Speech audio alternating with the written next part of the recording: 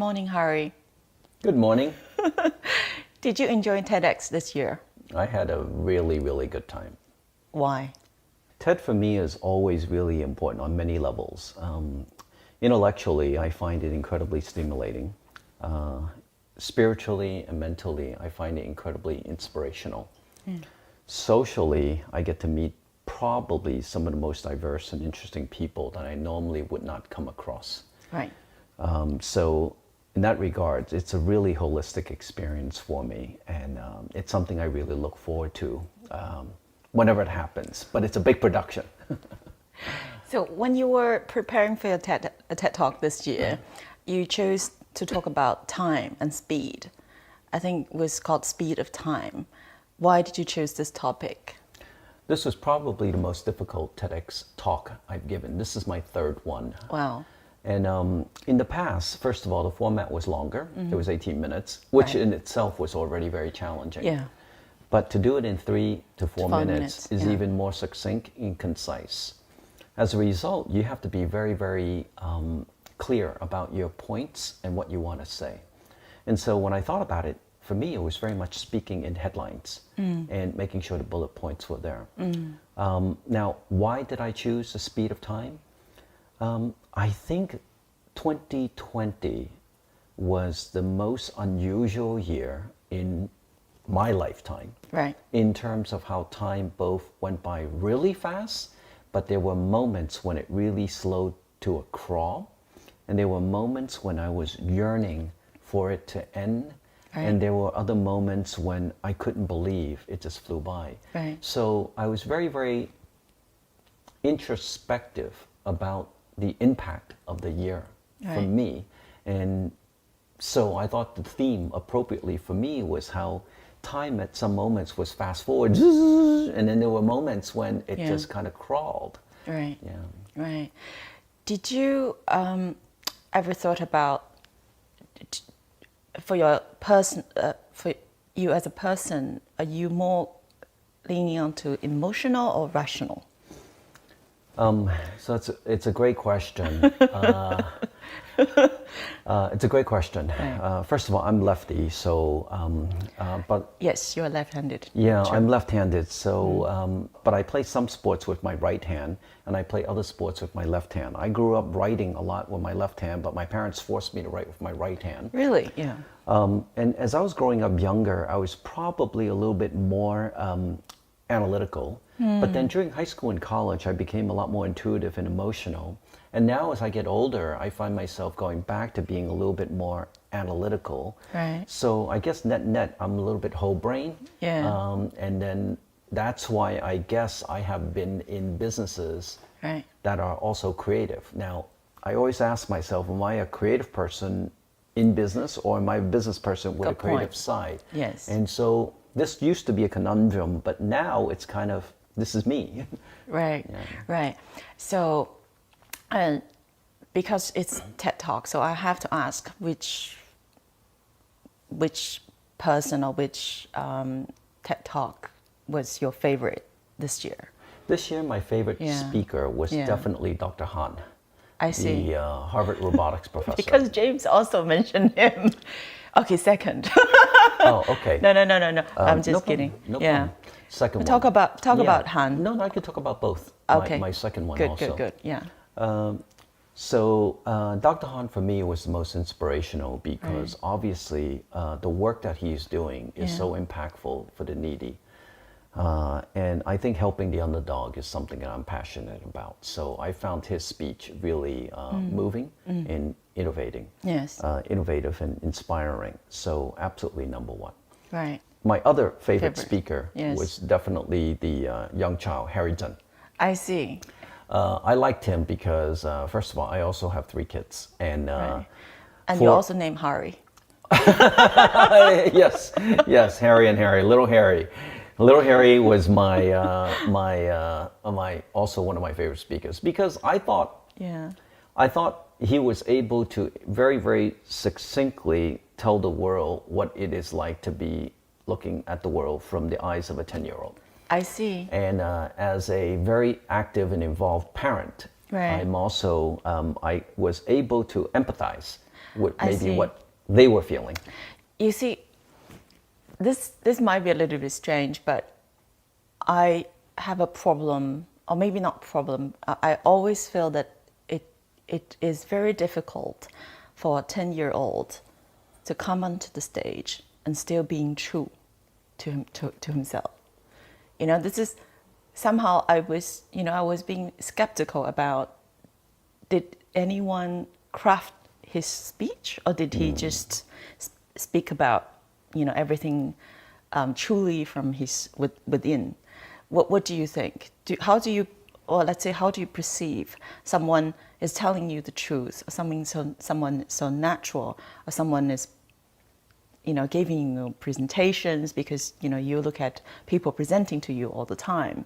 How do you see the authenticity from a person? Related to Harry or related to Related anybody? to Harry, well, starting from Harry, and then related to anyone who who you come across. Wow. Wow, great question. Thank you. I guess this is the dimension Yeah. that is really hard to quantify. Yeah. As far as Harry's concerned, I felt that, yes, perhaps the parents may have helped with Yeah. the wordsmithing, Yes. but I thought the ideas were very much a 10-year-old's point of view. The idea that if I do 10,000 hours of this and Yeah. only this, I will be quite one-dimensional. Yes. Second of all, the idea that if I only did this, I would be a pretty boring person, Right. is also a child's reaction that my kids would say to me. So I thought the messages were very real and believable. Okay. Yeah. Now, Yeah. I'm sure, as we all do, want to make sure that our close friends, our children, our close ones and loved ones Yes. look good and present the best they possibly can. Yeah. Now, to your question about how can you tell whether something is real or not? Yeah. I think it comes down to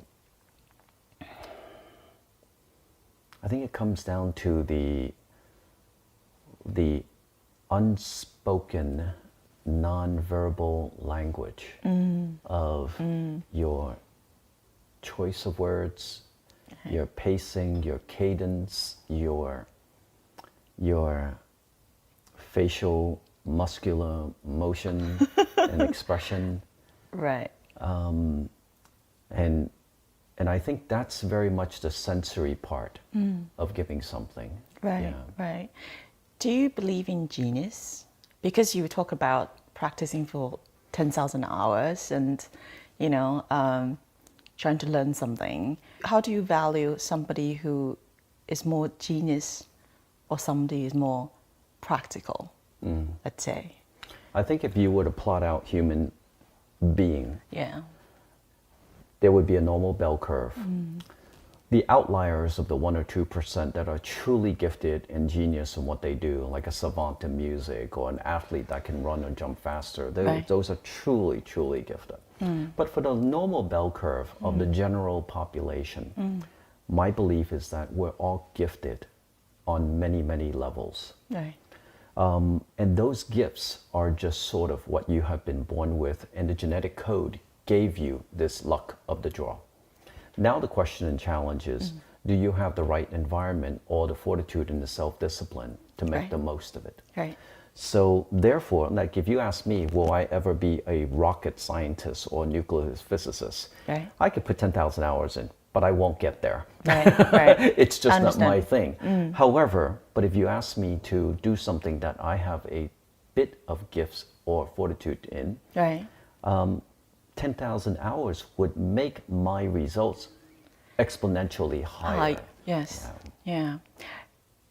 But this comes down to another question, which is about choice, or let's say decision making. Because for you, I think decision making happens every day, and especially you have to decide where the capital goes.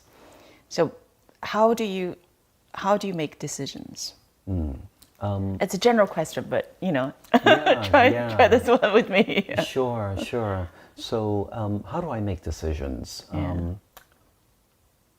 I think decision making happens on different levels. First of all, it happens on the individual level, and then it happens on the amount of information that you have, particularly relevant to that situation.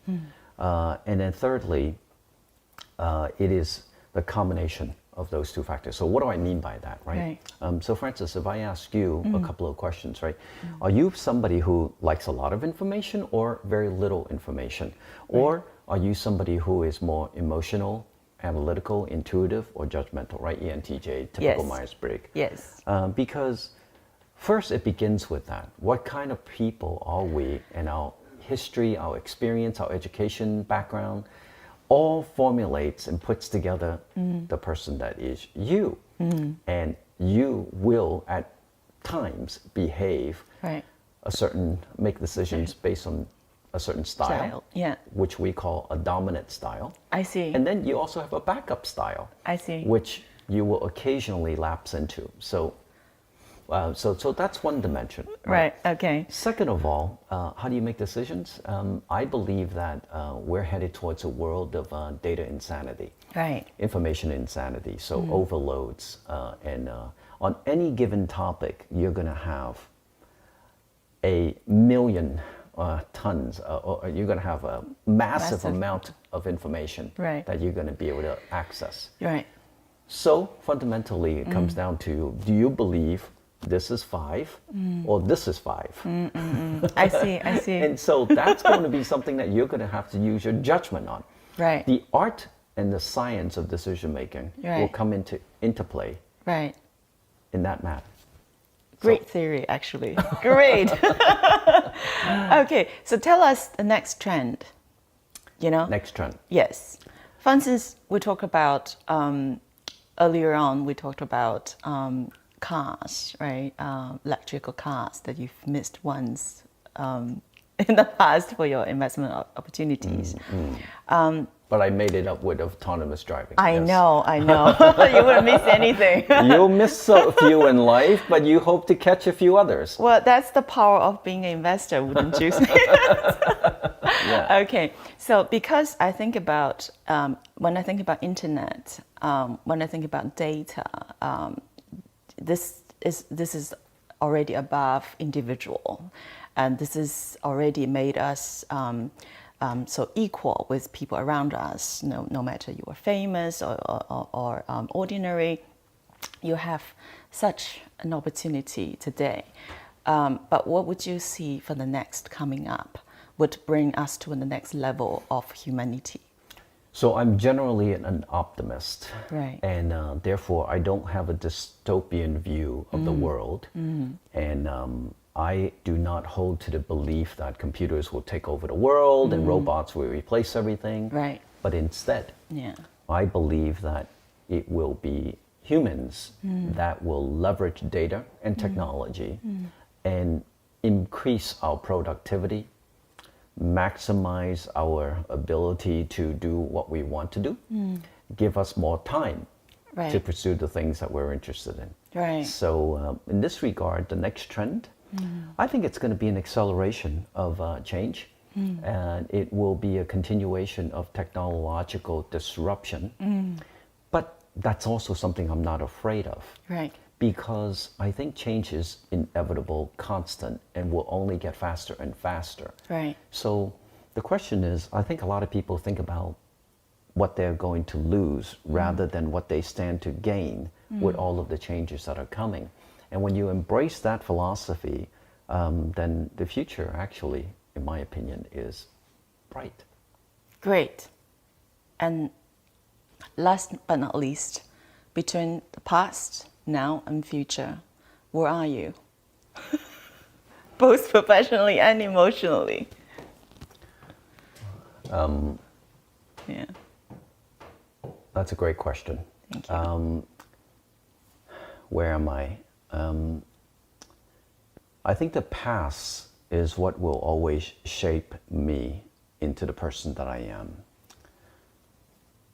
I try to live in the present as much as I can, but the future is what gives me hope and drive and optimism. 嗯 And so the question is, I think a lot of people think about what they're going to lose rather than what they stand to gain with all of the changes that are coming. And when you embrace that philosophy, then the future actually, in my opinion, is bright. Great. And last but not least, between the past, now, and future, where are you? The challenge in life for me is always to try to balance the three. We try to let go of our past and let go of the bad, hold on to the good, so that we can make the most of the present. The future will always give you challenges and opportunities. So I think life is about making these choices to figure out how you can be in the present, but at the same time embrace the future to come. Because you have 3 children, but you are also very much a self-developed, in a self-developed kind of spirit. Do you sometimes feel that yourself is competing with young people? You know, how do you balance that? Are you afraid of young people, or how do you give them your love and your, let's say, your experience, and trying to help, but at the same time being kind of invisible?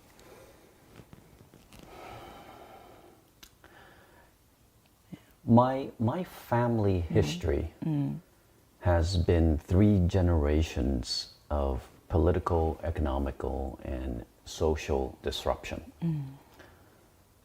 And my professional career has also been one of consistent disruption. Right. From new trends, technology, and so forth. Right. So I kind of feel like this is the cross that I have to bear. And I have found myself always having to face possible irrelevance, obsolescence, and disruption I see. from new trends and new changes. And maybe as a result of that, it has developed in me a sense that I cannot stay still. And I'll say to my staff regularly and my team, look, what made me successful in the past will not work today and may not work for the future. And what used to work for me, whether it was in my previous companies in entertainment and media or at the FMCG company, Right. that toolbox may no longer be relevant today. And I have also said to my team that if there's somebody better that can do this, we should find somebody better. That's on my professional and work level. On my family level, I have 3 kids. Right. Yes. And they're now... How would you advise them? And I can now see slowly and for the first time that they are getting better, faster than me in different aspects of my life. And it is an inevitable tension of push and pull. Okay. That on the one hand, I want them to be a better tennis player, Right. faster swimmer, smarter, quicker than I am. But on the other hand, I can't believe They already are. that this is happening so quickly. Now, parenting for me, I always accepted the fact that parenting is in battle between parents and children where the outcome is already inevitably fixed. They will win. Right. Right. And it is only us as parents that have to decide when and how we let go I see.